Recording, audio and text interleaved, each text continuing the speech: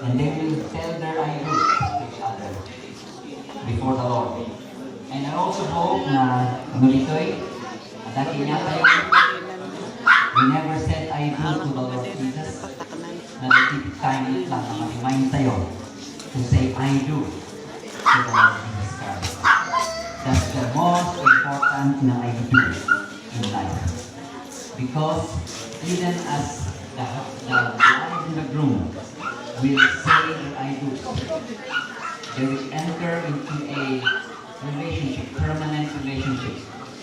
And even with the Lord, when we tell Him, I do, meaning we believe in Him, we surrender to Him, we repent of a sinful life tayo, and make a choice to follow Him, and make Him our Lord and Savior. Ako na tayo, Lord, I do. Kasi simple, but it will connect you to a relationship with the Lord Jesus Christ. Not just a religion, but a true relationship. And that I do to the Lord is the most important I do in one's life. So I hope na this is a reminder na if we never said to the Lord our I do, tataramidan tayo through Jesus Christ, through faith in Him, and through repentance. And the Lord will honor our I do and list our name in the book of life. Now, Rian and Marinette, please arise.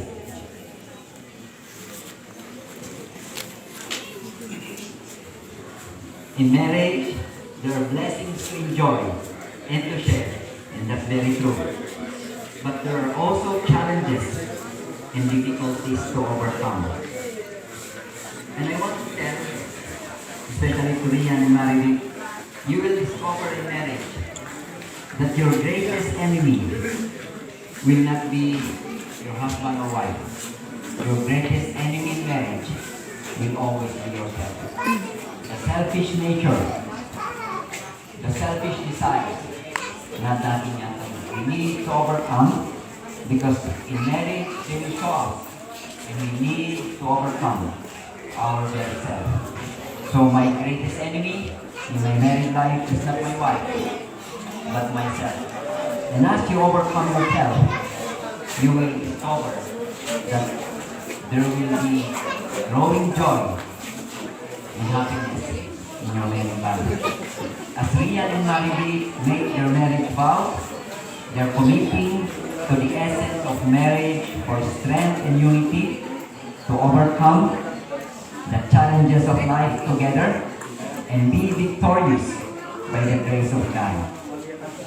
Ladies and gentlemen, we are now to witness the confession of mutual love and desire that has brought Rian and Marinette to the sacred occasion. They have come seeking the blessing of Christ and the affirmation of society as they make their vows as husband and wife. Rian and Marinette, having chosen each other to be your partners for life, you may join your right hand, please.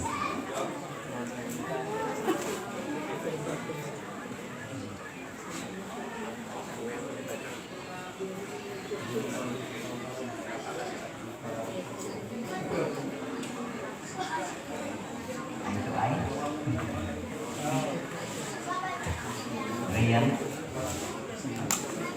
will you take Marinette as your wedded wife, given to you as your blessing from God, to live together under the direct leadership of God and His Word?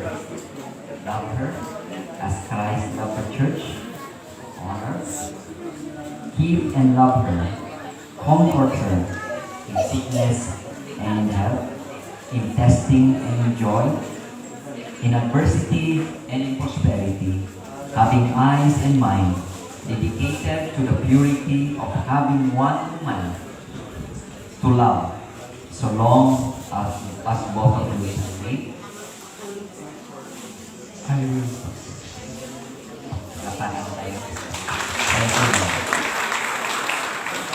Do you solemnly pledge before God, and these witnesses